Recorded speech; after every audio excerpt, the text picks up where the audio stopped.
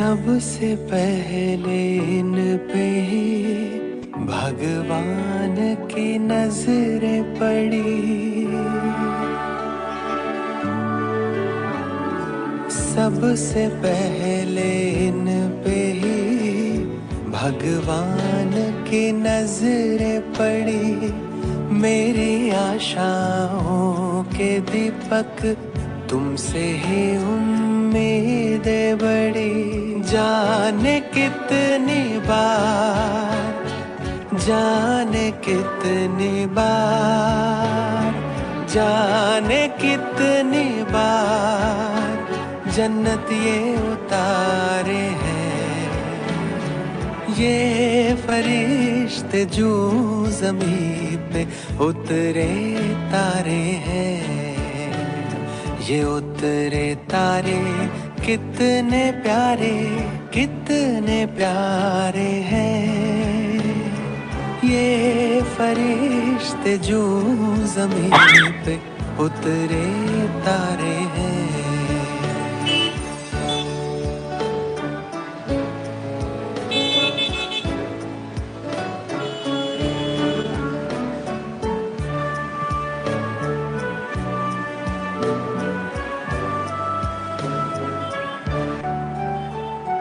खुशियों भरा जीवन जहाँ सबका मन मुस्काएगा।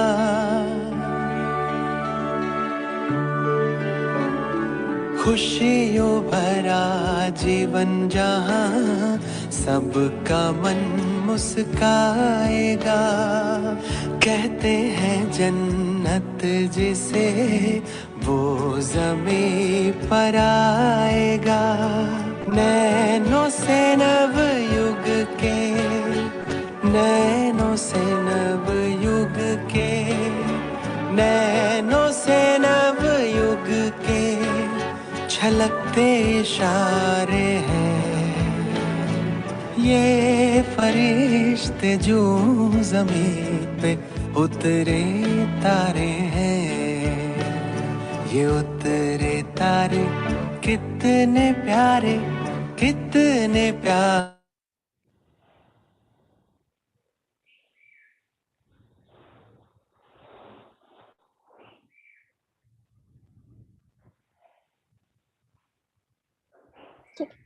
Om Shanti.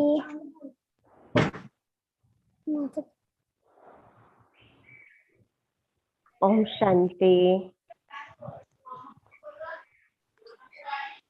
B.K. Shivani is the Value Education Coordinator of Satar and Spark Meditation Bhatti Conductor.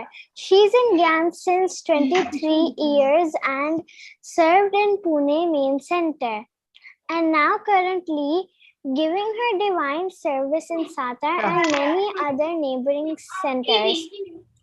The word Raj Yoga touched her so much from a lecture that she wanted to know what was, and she went to the center next day. In 6 months, she became Samarpit. Her father believed that she will do great things in life.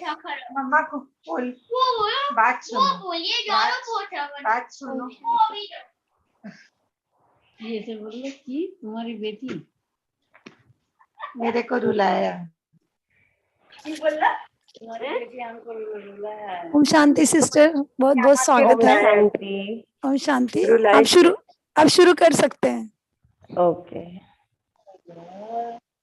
तो जाता बहन, बाकी सबको mute कर दीजिए, पीछे से sound आ रहा है।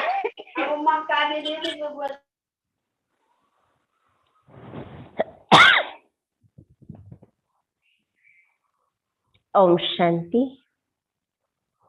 आप सबका इस रूहानी नुमा शाम के संध्या में बहुत बहुत दिल से कहे तो सभी फरिश्तों का स्वागत है। और आज हम फरिश्ता स्थिति का अनुभव करने जा रहे हैं। तो वास्तविक देखा जाए फरिश्ता बना एंजल, फरिश्ता बनने के लिए जैसे अभी हमने गीत सुना कि ये रूहानी तारे उतरे हैं इस जमीन पर। मैंने ये तो हमने पहली स्टेप हमारे मन में, सबकॉन्शियस माइंड में ये प्रोग्राम हमारे चला गया कि हम इस जमीन पे उतरे हुए तारे हैं और अभी हमें वापस जाना है। जैसे आज मनमोहिनी दीदी जी को भी हम श्रद्धा सुमन अर्पित करते हैं, उनके गुणों को, उनकी विशेषताओं को धारण करके अपने जीवन में, यही सच्ची हमारी श्रद्धांजलि। ये जो श्रद्धांजलि हम आज दीदी जी को, मनमोहिनी दीदी जी को अर्पित करने जा रहे हैं। दीदी जी सचमुच गोपी थी और बाबा भी हम बच्चों को कहते हैं कि आप भी सच्ची सच्ची गोपियां हो। अभी फरिश्ते बनकर के उड़ के मेरे पास चले आओ। फरिश्ता बनना है तो गोपी बनना बहुत जरूरी है। गोपी का मतलब ही होता है गोप बना, जो हमारे कर्मेंद्रिय है ये हमारे वश में हो और इन कर्मेंद्रियों को आत्मा रूपी राजा जो है अपने ऑर्डर प्रमाण अभी चलाना नहीं, तो इनको समेटना है और समेट करके इस रूहानी तारा जो है, हमारे जो आत्मा रूपी डायमंड है, इस डायमंड की ओरिजिनल स्मृति में स्थित रह करके अभी हम अभ्यास करेंगे। ये अभ्यास हमारा निरंतर बना रहे। फरिश्ता स्थिति एक दिन में नहीं बनती। फरिश्ता बनने के लिए निरंतर अथक प्रयास करना पड़ता है। वो कौन सा प्रयास है? तो इस अपने ओरिजिनल स्वरूप में, आत्म स्वरूप में स्थित रहने का, इस रूहानी तारे को निरंतर उसी स्वरूप में देखने का, उसी स्वरूप में कर्म करते हुए बाबा की याद में वो हर कर्म करते हुए हम फरिश्ता स्थिति का अनुभव कर सकते। तो आज हम इसी स्वरूप में पहले स्थित हो जाएंगे कि मैं आत्मा रूहानी सितारा हूं। देखिए अपने आत्मा को, बाकी कोई आवाज नहीं, शरीर नहीं, ड्रेस नहीं, कोई भी साइड सीन नहीं। हम अनुभव करें कि हम जहां भी बैठे हैं बहुत ही सुंदर सृष्टि के नीचे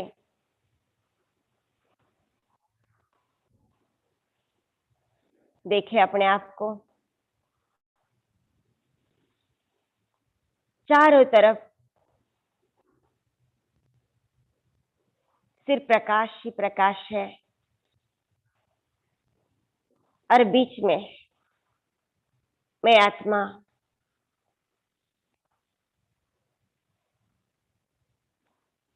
प्रकाश धुंधला सा हो रहा है और आत्मा की चमक बढ़ती जा रही है।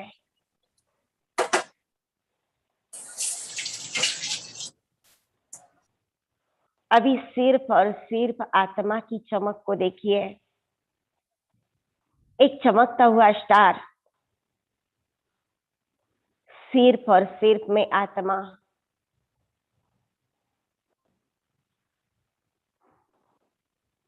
अब मुझे आत्मा का ये प्रकाश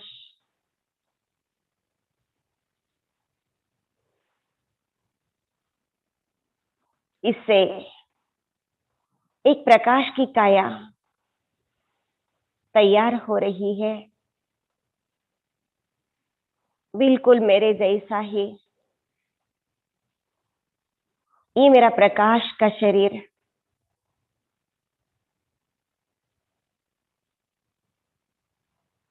एकदम ये लाइट का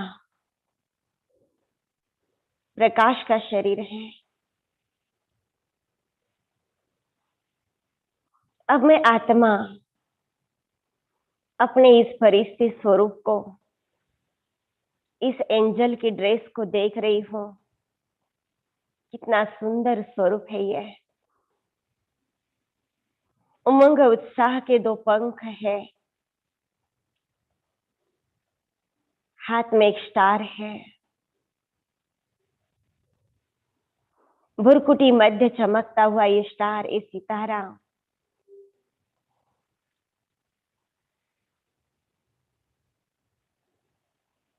मैं पवित्रता का फरिश्ता, एकदम लाइट, हल्का, इस देह और देह की स्मृति से बिल्कुल न्यारा,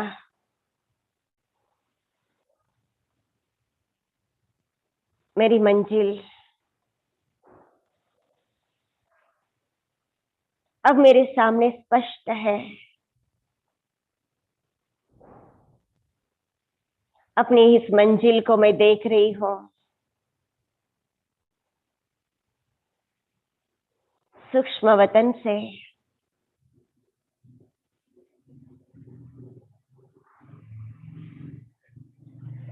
एक बहुत ही लाइट का फरिश्ता, उससे निकला हुआ एक दिव्य पवित्रता का फोकस सूक्ष्म वतन से सीधा मुझ फरिश्ते के ऊपर, उसमें एक लाइट का हाथ। ओहो, साक्षात बाप दादा मुझे अपनी ओर खींच रहे हैं।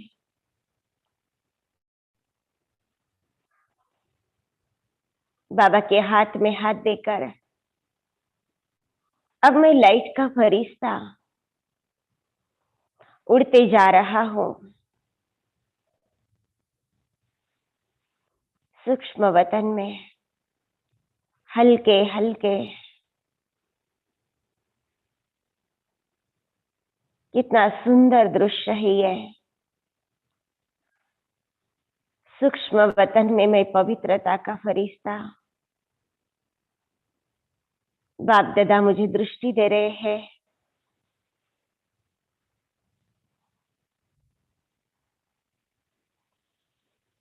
अब मैं और ही लाइट बाबा को देख रही हूं और अपने फरिश्ते रूप को देख रही हूं। बाबा आप कितने प्यारे हो, आप में और मुझ में अभी कितना अंतर है, लेकिन हे मेरे प्राणेश्वर, सर्वशक्तिमान, मेरे खुदा दोस्त,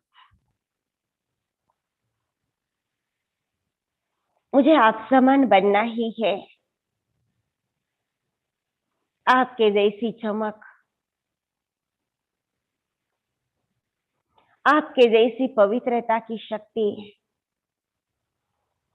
आप मुझ आत्मा के अंदर निरंतर भरते जा रहे हो। प्यारे बाबा, आज सर्व विश्व के लिए सुख की कामना लेते हुए आज हम ये फरिश्ता स्वरूप की भक्ति कर रहे हैं।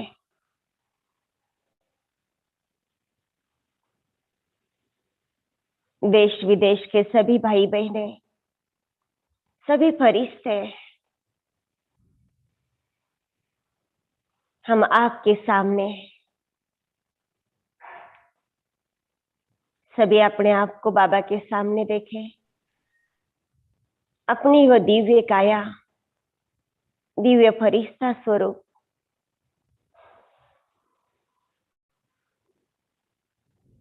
मैं पवित्रता का फरिश्ता,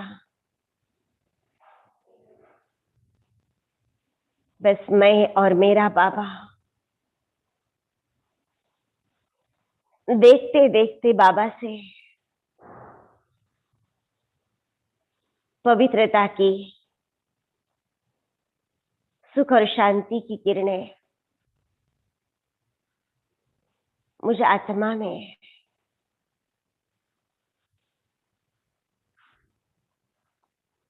अब सूक्ष्म वतन से ही बाप दादा मेरे द्वारा सारे विश्व में ये पवित्रता का फोकस फैला रहे हैं। विश्व की सभी आत्माएं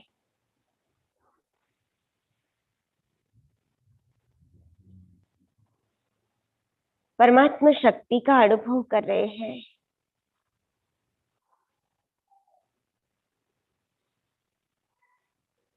सारे विश्व में पवित्रता की किरणें फैल रही है।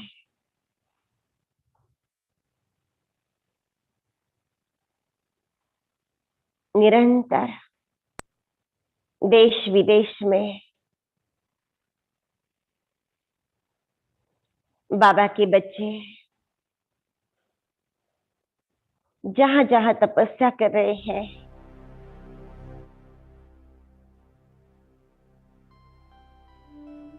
उन विशेष सभी स्थानों पर ये परमात्मा शक्तियों का फोकस निरंतर फैलता जा रहा है।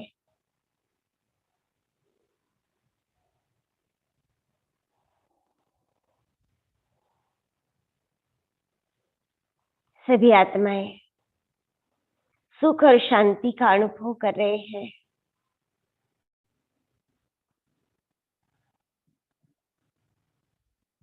सारे विश्व का कल्याण हो रहा है,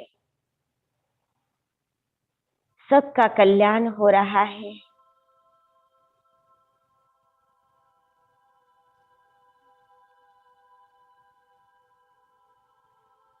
सभी परमात्मा प्यार के अधिकारी बन रहे हैं।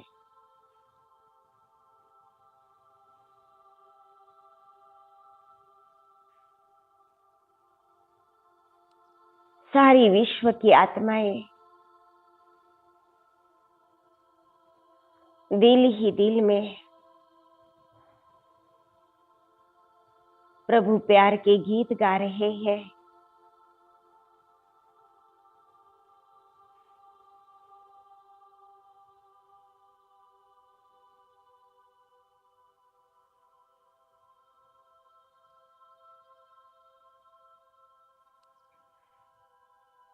देखिए उन सभी आत्माओं को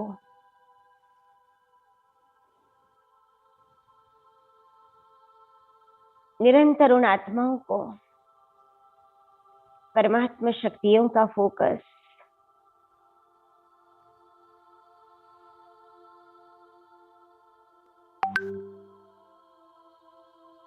जा रहा है।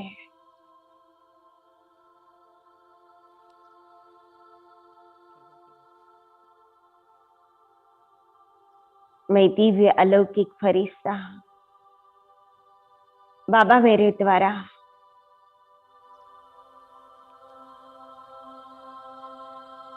सारे विश्व को प्रकाश दे रहे हैं।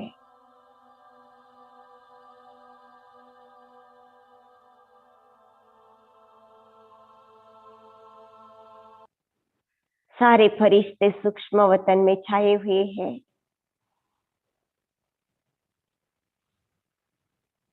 दिव्य अलौकिक फरिश्ते विश्व ग्लोब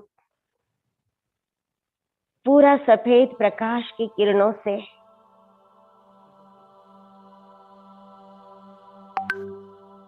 व्याप्त हो रहा है।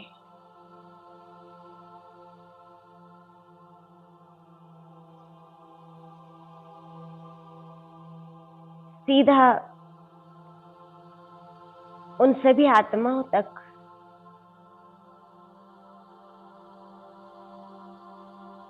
जो प्यासी है, दुखी है, अशांत आत्माओं तक ये परमात्मा शक्तियों का फोकस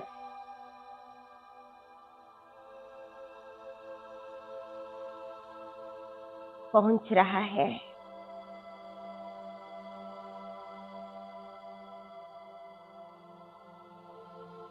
वो महसूस कर रहे हैं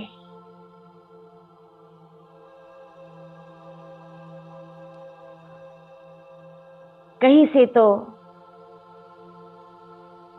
ये पवित्रता की किरणें,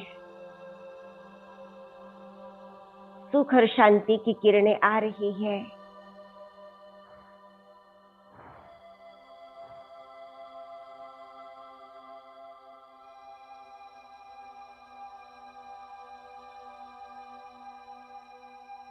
निरंतर परमात्मा शक्तियों का फोकस फैलाते हुए अब हम फरिश्ते पुनः बाबा के सम्मुख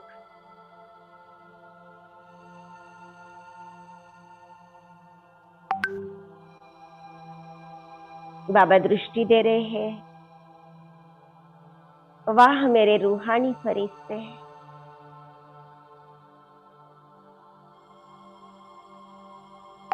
वाह मेरे रूहानी फरिश्ते, वाह।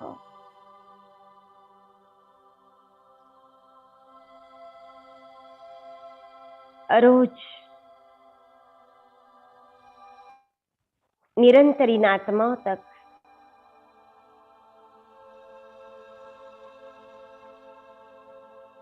पवित्रता की प्रकाश देते रहना। प्यारे बच्चे, अब देर नहीं, दूर नहीं है।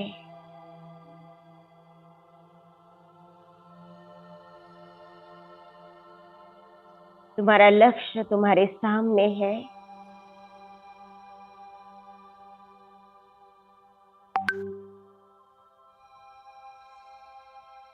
निरंतर परमात्मा शक्तियों का फोकस विश्व में फैलाते हुए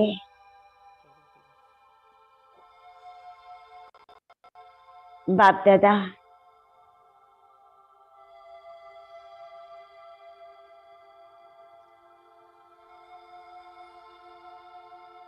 विशेष वरदान दे रहे हैं। बच्चे, फरिश्ता भव, संपूर्ण पवित्र फरिश्ता भव।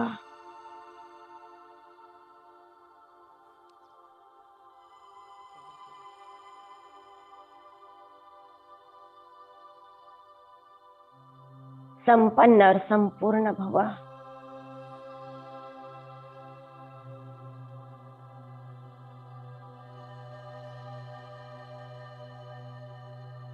बाबा का रूहानी हाथ मस्तक के ऊपर, बाबा दृष्टि देते देते हम सब फरिश्ते अपना ये फरिश्ता देह यही छोड़कर परम धाम अपने मूल घर में, जहाँ चारों तरफ लाइट ही लाइट, प्रकाश ही प्रकाश, उन चमकीली सितारों की दुनिया में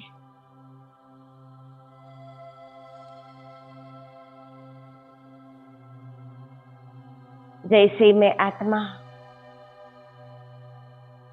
निराकार पिता परमात्मा के सम्मुख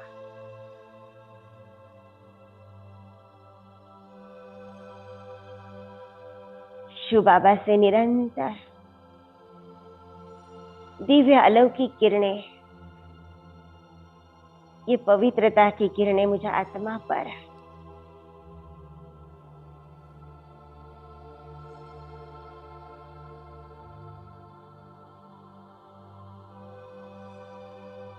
कितना सुंदर अनुभव है।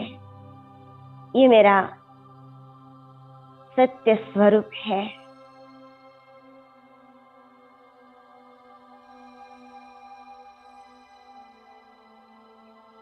निरंतर अनुभव करें, मैं आत्मा डायमंड बाबा के सामने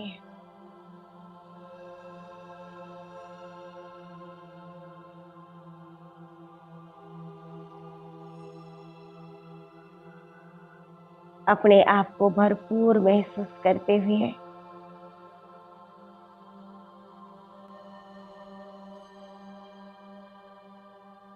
मैं आत्मा पुनः सूक्ष्म वतन में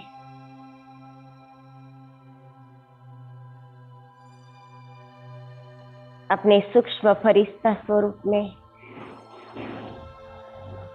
लाइट के देह में विराजमान फिर से अपने फरिश्ता बाप दादा के हाथ में हाथ देकर बाबा से दृष्टि लेकर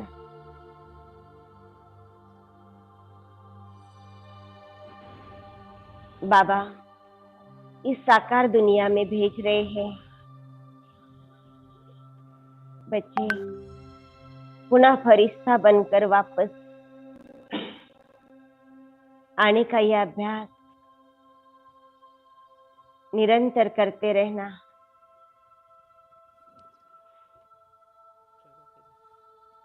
संपूर्ण फरिश्ता भव का वरदान देते हुए बहुत ही दिव्य अलौकिक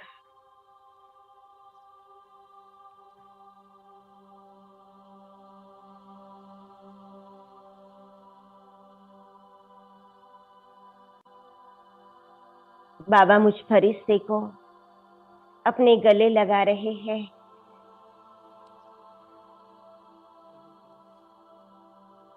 वाह बाबा वाह, शुक्रिया बाबा,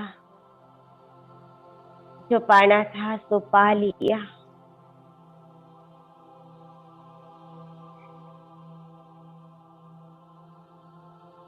आपकी आशाओं का दीपक बन करके आपकी सभी आशाएं पूर्ण करेंगे बाबा। बाबा से दृष्टि लेते लेते पुनः वापस सूक्ष्म वतन से धीरे धीरे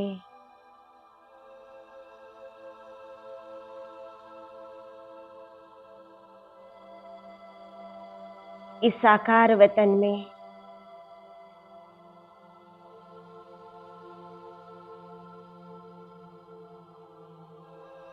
साकार देह में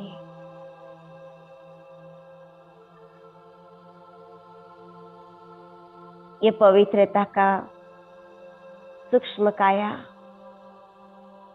इस साकार देह में प्रवेश कर रही है। मैं पवित्रता का फरिश्ता लाइट और माइट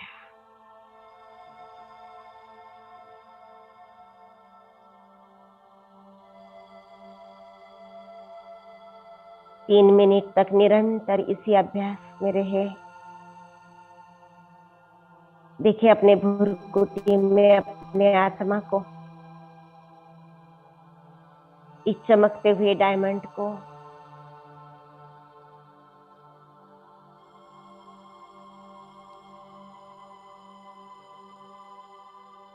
ये पवित्रता का ओरा इस साकार देह से भी दूर दूर तक जा रहा है। पांचों तत्व पावन बन रहे हैं। वायु मुझे स्पर्श कर रहा है और पावन बनकर बह रहा है।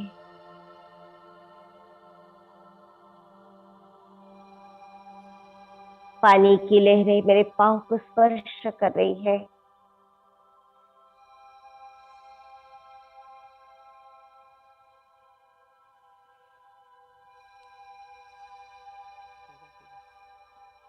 पावन बन करके बह रहा है।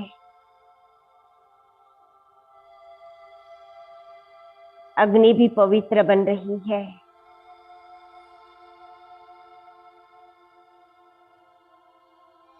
पूरे आकाश में दूर दूर तक पवित्रता की किरणें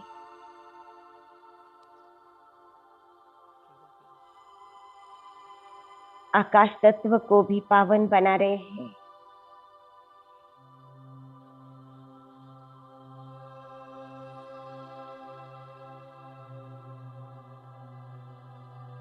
आज से मेरे पैर जहां भी पड़ेंगे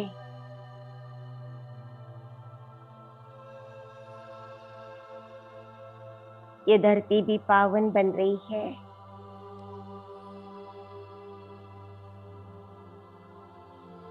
इस पवित्र धरती माता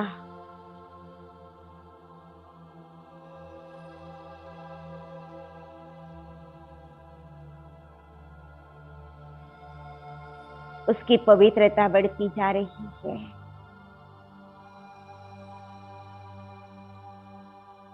हम पवित्र फरिश्तों के कदम जहां भी पड़ेंगे वो घर पावन बन जाएगा।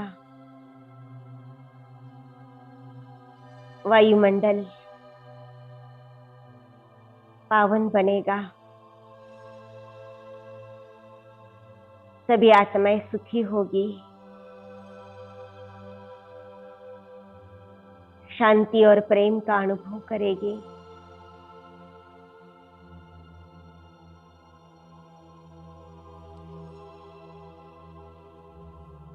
मैं विश्व कल्याणकारी पवित्रता का फरिश्ता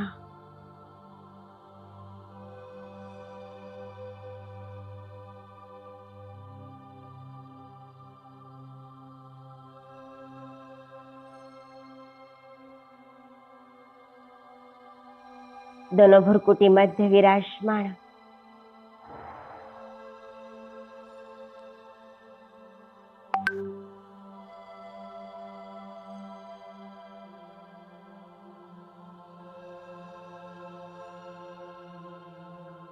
ओम शांति।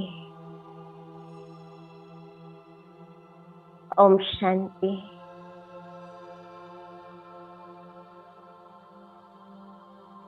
ओम शांति।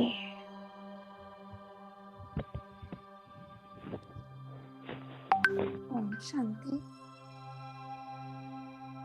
बहुत बहुत धन्यवाद। ओम शांति।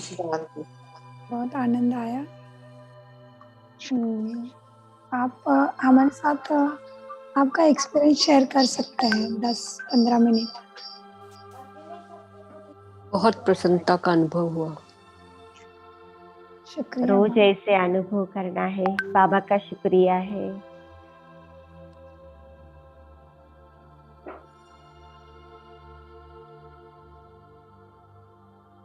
आप सबको मिलकर बहुत अच्छा लगा। ऐसे लगता है कि चलो हम भी बैंकॉक में पहुंच गए। सब एंजिल बनकर पहुंच गए थे। सूक्ष्म वतन में सब पहुंच गए थे। ऐसे कीजिए। अच्छा तो हाँ जी पहुंच गए। हाँ जी, ऐसे रोज पहुंचना है। और बहुत ये जो स्थिति है, बहुत इसका अनुभव जो है मुझे याद है वैसे मैं ज्ञान में आई तो ज्ञान में आने के बाद पता नहीं ज्ञान में पहले से थोड़ा ऐसे कोई बात होती थी तो मुझे ऐसे लगता था कि चलो हम ऐसे उड़ के चले जाए। और कई बार ऐसे महसूस होता था कि जैसे ये साधारण शरीर नहीं है।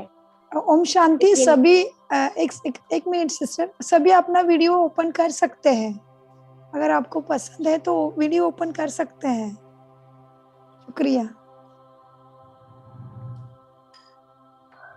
तो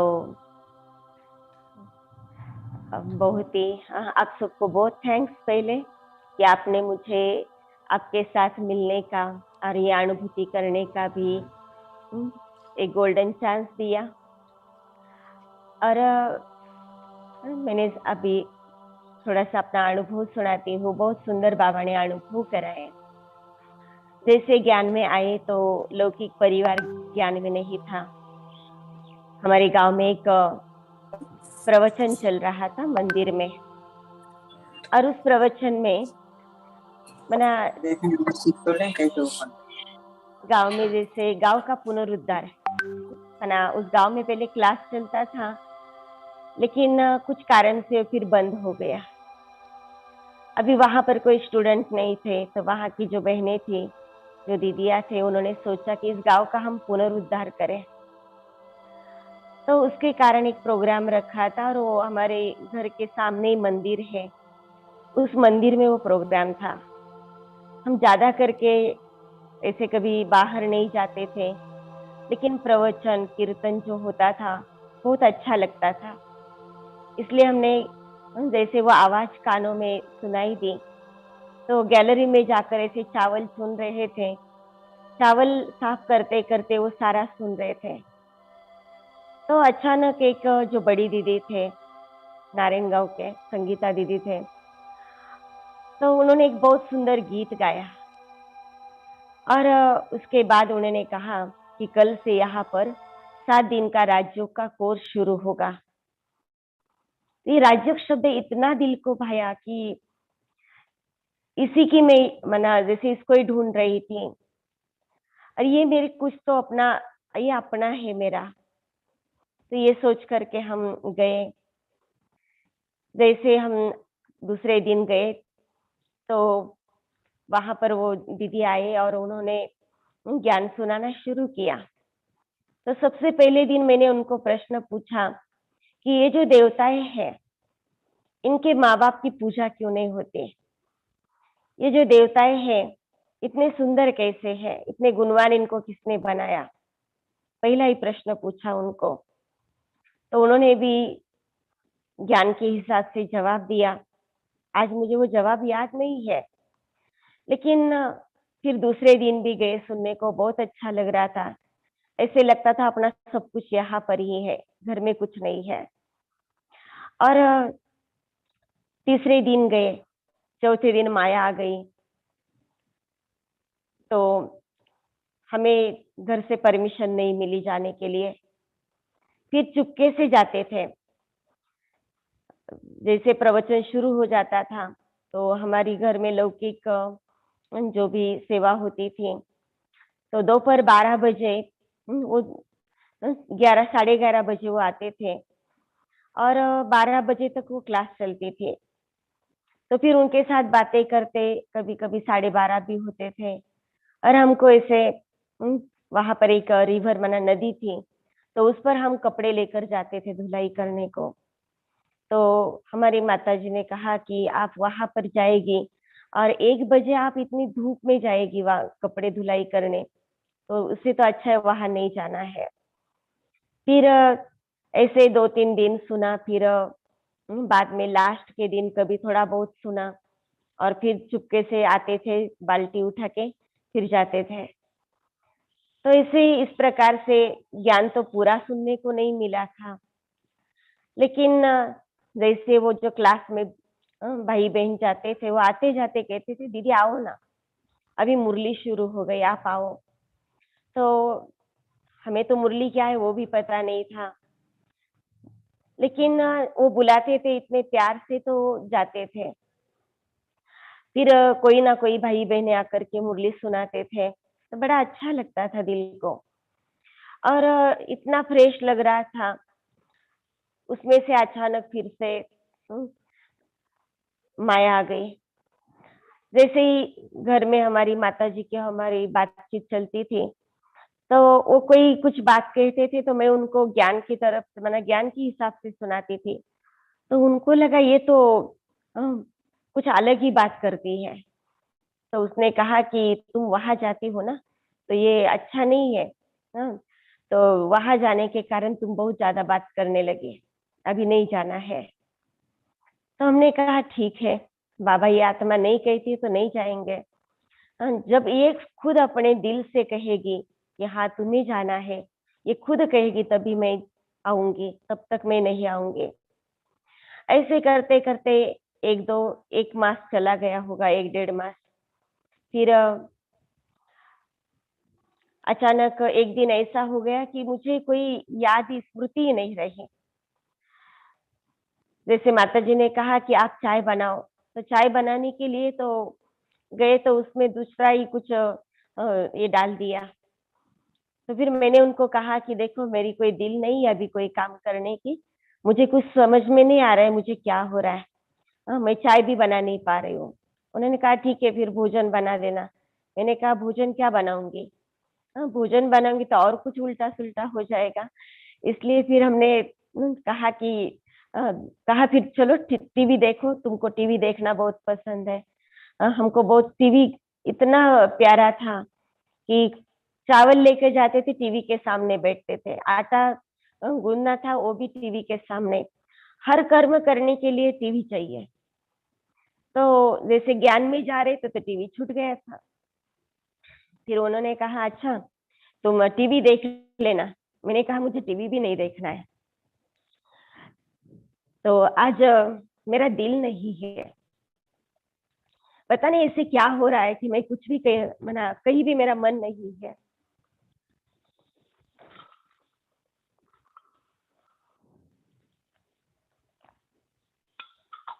तो अचानक से उन्होंने खुद कहा फिर अच्छा एक काम करो, तुम मुरली सुनने के लिए जाती हो ना, जाओ वहां जाकर देखो। मैंने कहा ठीक है, बाबा को शुक्रिया किया। बाबा थैंक्स, इस आत्मा ने बोला है आप जाओ। मैं गई वहां पर। वहां जाने के बाद मेरी स्मृति फिर से वापस आई। इतना अच्छा लगा, इतना अच्छा लगा, इतनी फ्रेश जैसे कुछ हुआ ही नहीं था। बस 1-2 घंटे का बाबा ने कमाल कराया। और फिर माता जी ने कहा अच्छा ठीक है, भले तुम रोज जाओ। तो मैंने इस प्रकार से बाबा हर संकल्प पहले से हमारा पूरा करते आया। और मम्मा की जैसे सूक्ष्म पालना, मम्मा को हमने देखा भी नहीं था, मधुबन में भी नहीं गए थे, लेकिन ऐसे लग रहा था कि कोई तो मुझे ऐसे सूक्ष्म मना सकाश दे रहा है। तो जब सेंटर पे आने के बाद मैंने देखा कि मम्मा की बहुत फोटो देखने के बाद अरे ये तो मेरी मम्मा है, ये मेरा बाबा है। तो इतना अच्छा लग रहा था। और ये सब करते करते पिताजी थे तो वो बहुत क्रोधी थे, उनको बहुत गुस्सा आता था। तो फिर घर में हमेशा झगड़ा ही होता था। तो अभी क्या करना है सेंटर पे? दीदी ने कहा आप गुरुवार को सेंटर पे आएगी? तो हमने कहा हाँ। फिर सवेरे उठकर तैयार होकर 7 बजे सेंटर पे पहुंच जाना। फिर गुरुवार के दिन भोग लगता था, लेकिन उसी समय में उस फरिश्ता स्थिति का, जैसे मुरली में कुछ सुना था, फरिश्ता स्थिति का अनुभव करके जाती थे। तो बाबा के भोग में क्या बना है वो भी मुझे मना, जैसे मैं वही बाबा को खिलाती थी। मैं सेंटर पे पहुंचते आधी मुरली तो हो जाती थी। तो फिर जब भोग लगता था तो मैं बाबा को भोग खिलाती थी, पीछे बैठे बैठे मैं अनुभव करती थी। और बाद में जब देखती थी तो वही भोग बना हुआ था बाबा के लिए। फिर सेंटर पे जाके भोग खाना, सेवा करना और वापस घर आना। और घर आएंगे तो अभी घर जाने के बाद तो डांट पड़ेगी क्योंकि बहुत देर हो गई सेवा करते करते। तो फरिश्ता बन करके उसी बस में बैठे हुए फरिश्ता स्थिति का अनुभव करती थी और घर के माता पिता को, पूरे परिवार को सकाश देती थी। पता नहीं था उसको फरिश्ता स्थिति कहते हैं, लेकिन अनुभव करती थी। और उन आत्माओं तक ऐसे वो वाइब्रेशन पहुंचते थे कि घर आने के बाद सब सोए, दोपहर के टाइम 2 बजता था, सब सोए रहते थे, फिर कोई कुछ नहीं कहता था।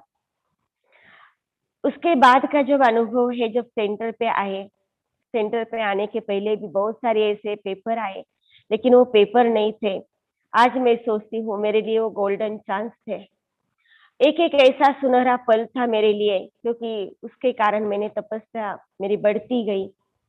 और जब सेंटर पे आए, सेंटर पे आने के बाद मुझे तो ये आदत थी कि बस बाकी किसी बातों में ध्यान नहीं देना, अपनी सेवा करते समय भी आत्म स्वरूप में स्थित रहना और फरिश्ता बन करके उड़ते रहना। बाबा की गोदी में जाओ, आओ नीचे, बर्तन मांजते तो भी मैं आत्मा हूँ, कपड़े धुलाई करते मैं आत्मा हूँ। बहुत अच्छा लगता था।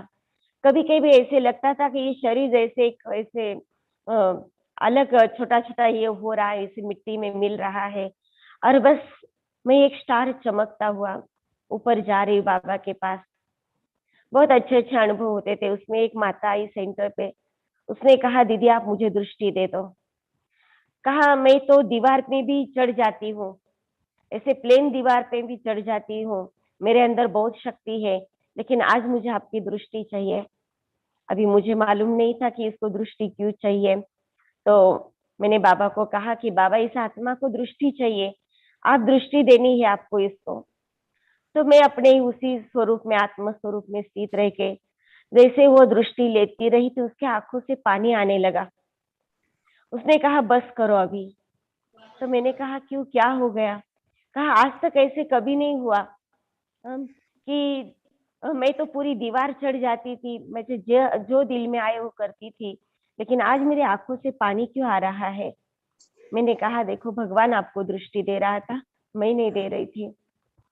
उसके बाद जब हम सेंटर पे आए और 5 साल के बाद 5 साल तक तो हम बहनें ट्रायल के रूप में होती है, और 5 साल में जब हमें समर्पण का बैच मिलना था तो उस समय पर एक 15 दिन की भट्टी रखी थी, मैंने मौन किया था 15 दिन का।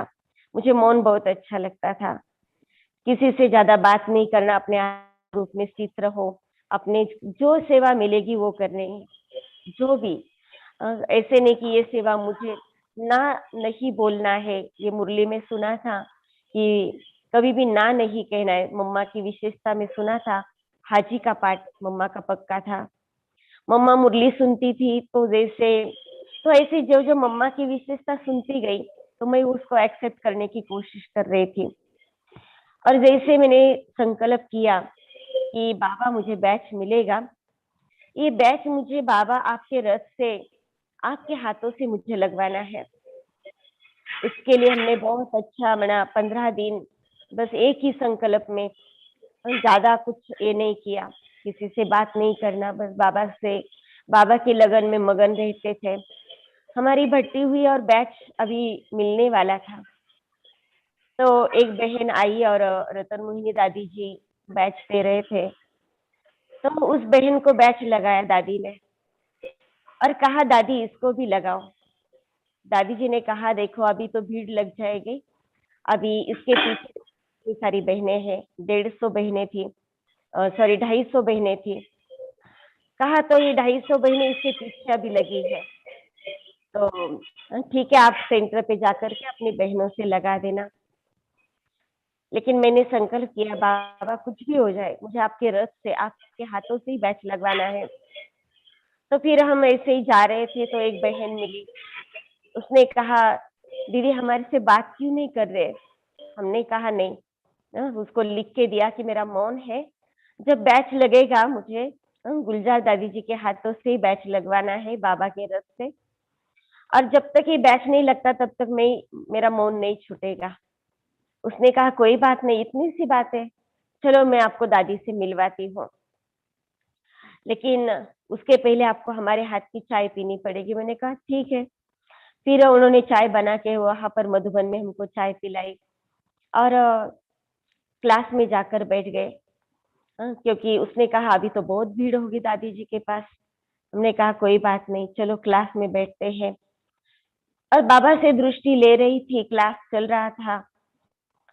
अचानक एक बहन ने हमारी बात सुनी तो उसने कहा आप जब जाएगी दादी के पास तो मुझे बताना, मेरे पास कैमरा है। उस समय इतना मोबाइल आदि ये सिस्टम नहीं था और कैमरा तो किसी के पास मुश्किल से होता था, और हम तो ऐसे भी बेहद के वैरागी थे, तो हाथ में घड़ी पहनते थे। दादी जी ने कहा ट्रेनिंग में कि घड़ी नहीं पहननी है, तो उसी समय घड़ी निकाल करके रख दी, तब से लेकर आज तक कभी घड़ी नहीं पहनी। और जैसे ही गए तो वो बहन ने कहा था कि मेरे पास कैमरा है दीदी, आप मुझे बताना मैं आपको फोटो निकालूंगी। हमने कहा ठीक है, लेकिन फोटो आदि का तो कोई लालच था ही नहीं उस समय। और बस ऐसे बाबा को याद कर रहे थे, क्लास भी सुन रहे थे। अचानक उस बहन ने कहा चलो देख के तो आते हैं कितनी भीड़ है। और हम दोनों ही ऐसे ही शांति से वहां से उठ के गए गए तो हमने देखा दादी जी के जो शक्ति भवन है गुलजार दादी जी का, तो दादी जी को मिलने वाले सब उठ करके जा रहे थे और दादी जी ने हमको देखा, जैसे दरवाजे के बाहर ही हम थे, दादी जी अंदर बैठे ही थे, तो दादी जी ने तुरंत ऐसे दृष्टि देते हुए कहा, आओ आओ आओ, बैच पहनने के लिए आई हो ना। आज भी वो शब्द जैसे कानों में गूंजते हैं, दिल में वो प्यार की लहर आज भी दौड़ती है।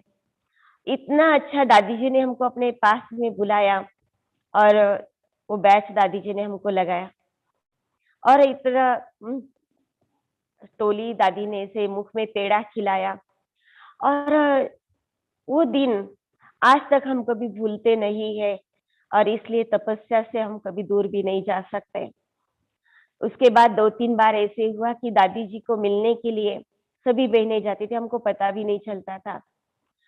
और अचानक ऐसे कोई आता था, कहता था दादी को मिलने सब गए, दादी जी पासगनी में आए हैं, आप नहीं चलेंगे? एक भाई ने कहा, हमने कहा चलो हम चलेंगे।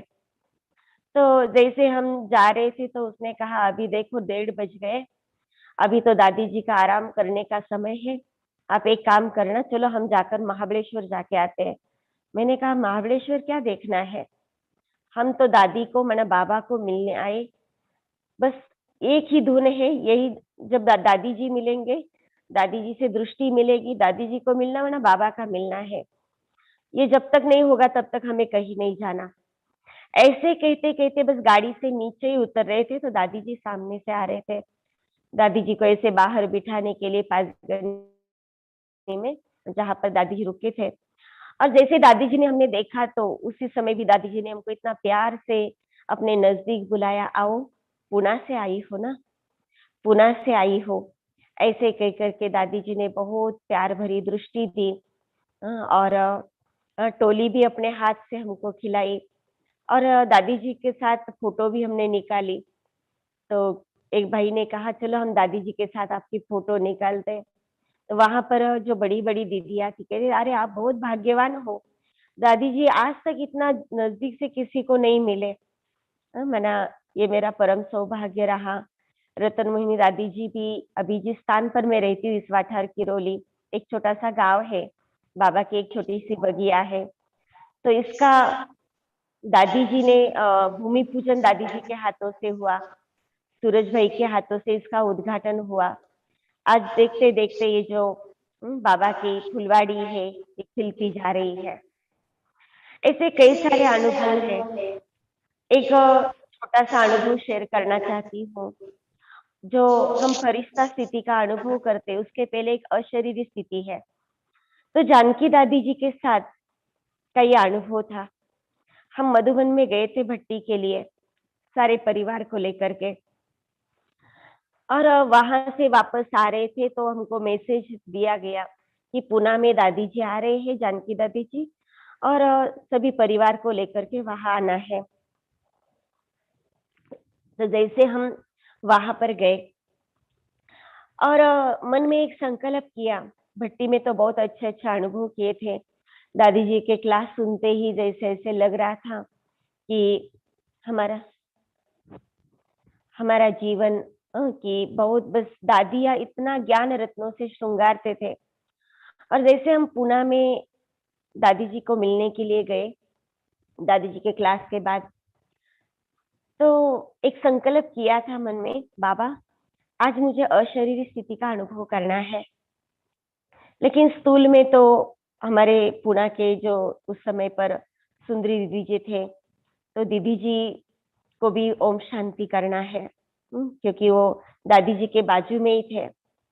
ये संकल्प किया कि दादी जी से टोली लेंगे, दृष्टि लेंगे, अशरीरी स्थिति का अनुभव करना तो है ही, और दीदी जी को भी ओम शांति करेंगे और नीचे आएंगे। जैसे हम दादी जी के सामने गए, दादी जी से दृष्टि ली, तो उसके बाद हम सब कुछ भूल गए। उसके बाद 8 दिन के बाद माना उसी जैसे हम ऐसे उड़ रहे थे, पूरा ऐसे अनुभव हो रहा था। 8 दिन के बाद जब वो भाई फोटो लेकर के आया दिखाने के लिए कि देखो ये अपने प्रोग्राम के फोटो, हम गए थे ना दादी जी को मिलने, तब मुझे याद आया, अरे मुझे दादी जी के बाद दीदी जी को भी मिलना था, सुंदरी दीदी जी को, तो याद ही नहीं रहा। तो मैंने देखा तो दादी जी के बाजू में ही सुंदरी दीदी जी बैठे थे।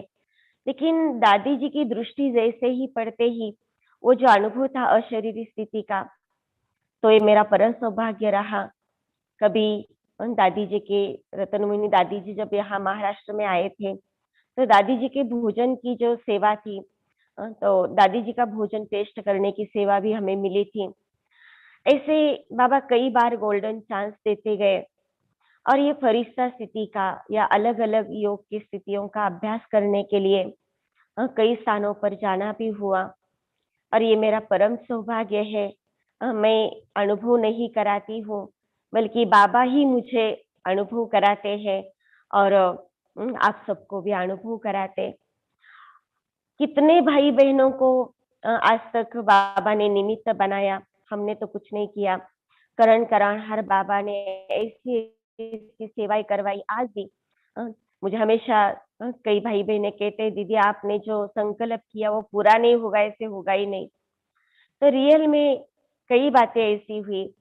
और एक छोटा सा शॉर्ट में मैं अनुभव सुनाती हूँ कि ये जो बीज रूप स्थिति का अनुभव, फरिश्ता स्थिति का अनुभव कितना वंडरफुल है और बाबा क्या करा सकता है।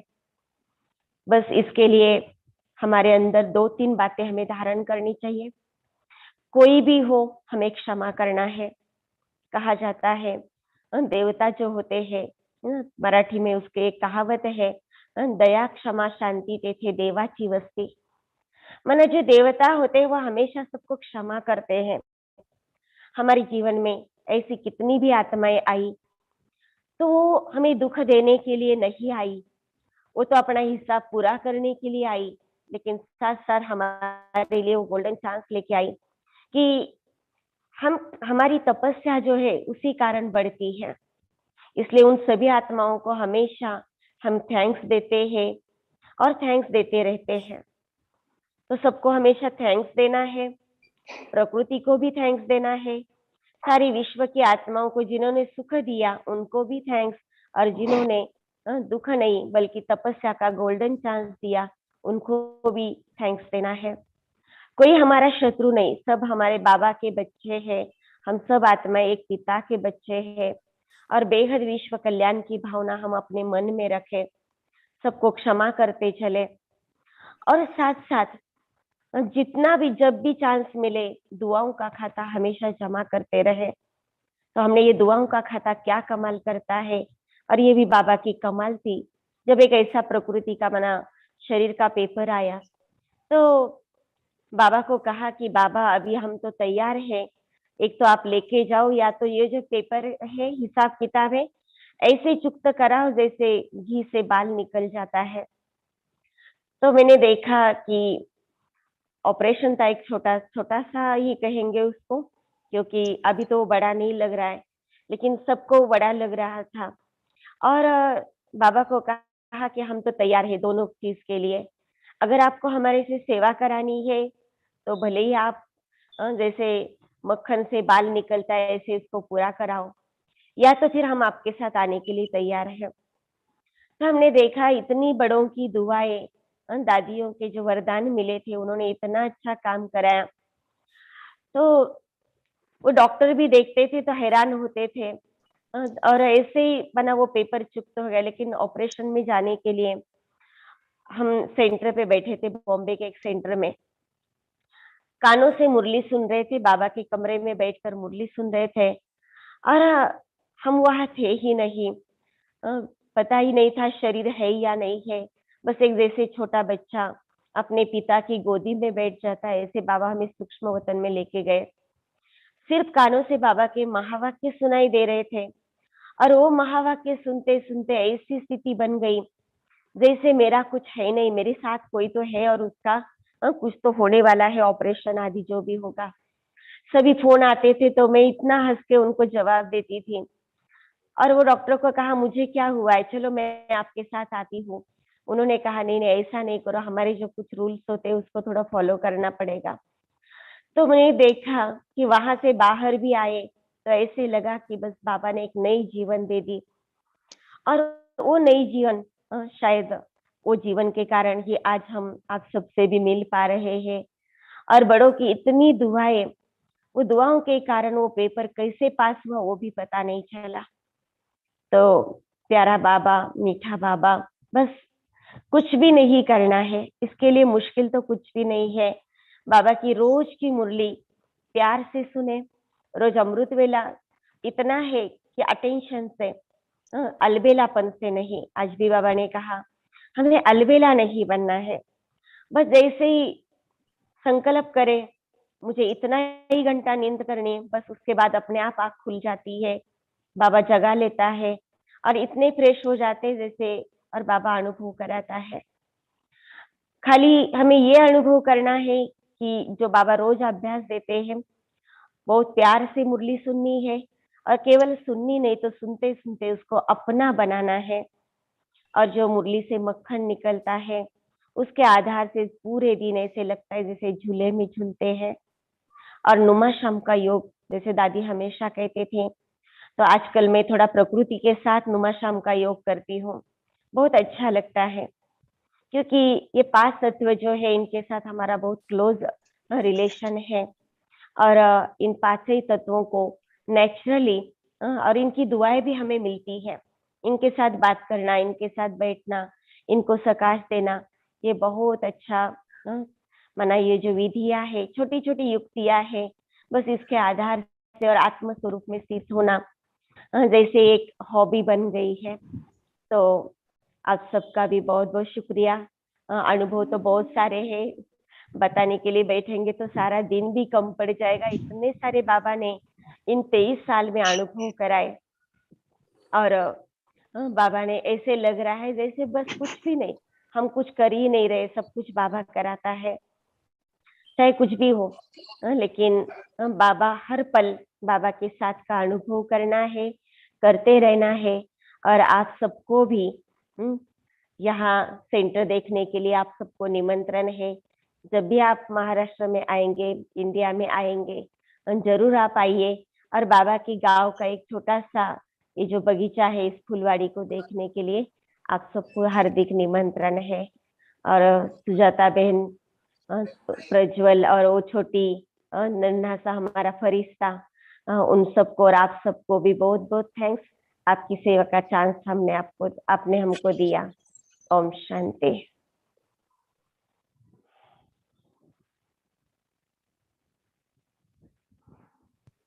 ओम शांति। बहुत बहुत धन्यवाद आपको। धन्यवाद बाबा को, बाबा को भी। बाबा को धन्यवाद। शुक्रिया बाबा। शुक्रिया सिस्टर। आपने तो वहाँ पे तो कुछ भी नहीं था, वहाँ पे भी नंदनवन फुलाया है। और बाबा ने यहाँ फुलाया पे कुछ भी नहीं था, केवल जंगल ही जंगल था, गाँव ही गाँव ही था। जैसे कोई वहाँ पे सेवा करने जा ही नहीं रहा था। वहाँ पे आपने आके आज आपका सब सेंटर और उसके साथ 10 पाठशालाएं बनी है, बहुत बड़ी बात है। हमें बहुत खुशी है कि हम वहाँ से भी हरे भरे हो रहे हैं। सभी का शुक्रिया, आपका भी शुक्रिया। ये आपके लिए है।